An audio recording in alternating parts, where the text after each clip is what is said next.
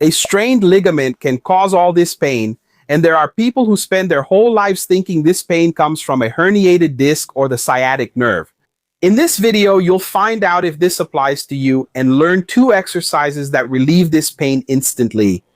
Even if your exam showed a herniated disc or disc protrusion, know that there's a good chance the pain you feel has nothing to do with the hernia. The iliolumbar ligament is a classic example of this.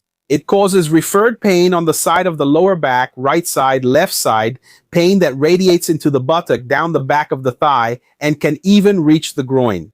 This ligament connects, it ties the end of the lumbar spine to the pelvic region and the pelvis. It attaches exactly at L4 and L5, the place where lumbar disc herniation happens most often. Jesus! The first tip for you to know if this is your case is that ligament pain is different from herniated disc pain or sciatic pain. First difference, ligament pain is a widespread pain. It's a burning pain. It's the kind of pain where you show where it hurts with your whole hand, like I already told you. It can be on the side of the spine, on the side of the lower back. It can go down the back of the leg, and it can come to the groin area, or even all of that together. In the case of a true herniated disc, almost always the pain is from the knee down. As strange as it may seem, with a lumbar herniated disc, the lower back doesn't hurt. And in the case of sciatica, the pain can come down the back of the leg. But it's a line of pain. It's what we call radiating pain. It's a pain that you can point to with your finger exactly where it hurts. Another difference is that ligament pain appears when you stay in the same position for a long time and gets better when you change positions. It's that kind of pain that doesn't let you stay still, where there's no comfortable position. You can't stand for too long, can't sit for too long, can't lie down for too long. It's a nuisance, especially when it comes to sleeping. It's true, there's an easy test that we can do. That's it, Jessica. There's an easy test we can do. Now, you're going to cross the painful leg over the other leg. Try not to lift your butt off the chair, the couch, the bed, wherever you are, and slowly lean to the other side. When the pain is from the ligament, it appears at the end of the movement. It's as if the stretch, this movement we do, wakes it up. The pain you normally feel, it triggers the referred pain. I got it. Now, the first thing you need to do is stop stretching that ligament so it can recover and heal.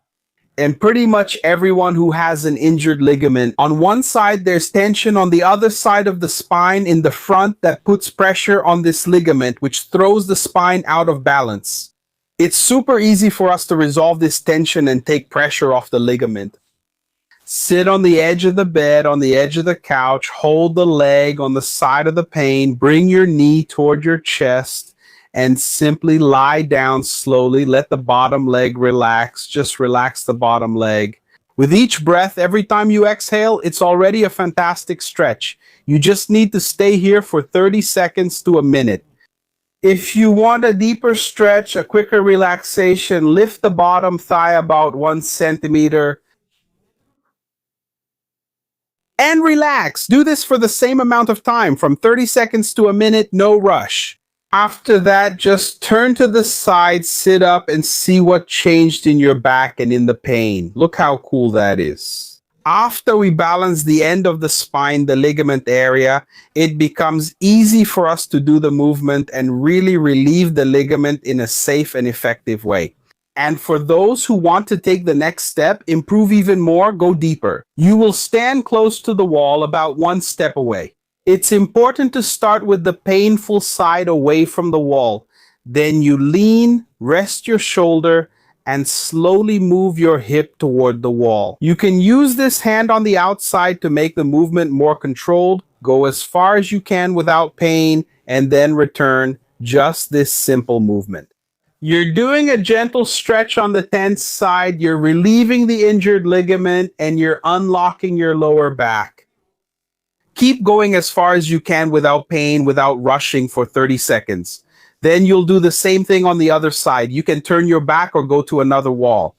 Here, besides unlocking L4, L5, and the sacrum, we're desensitizing and making this ligament less painful. Doing this sequence once a day is enough to maintain good movement in your entire lower back, sacrum, and pelvis. And when you're no longer feeling pain during the day, do the first exercise on both sides. If you feel pain in your lower back when you need to squat, there are two movements that can solve this for good. I show them in this video here. Just click here on the screen. You know that aunt who never gets better from her herniated disc? Share this video with her, help her lower her pharmacy bill. I'll stop here. A big hug and see you next time.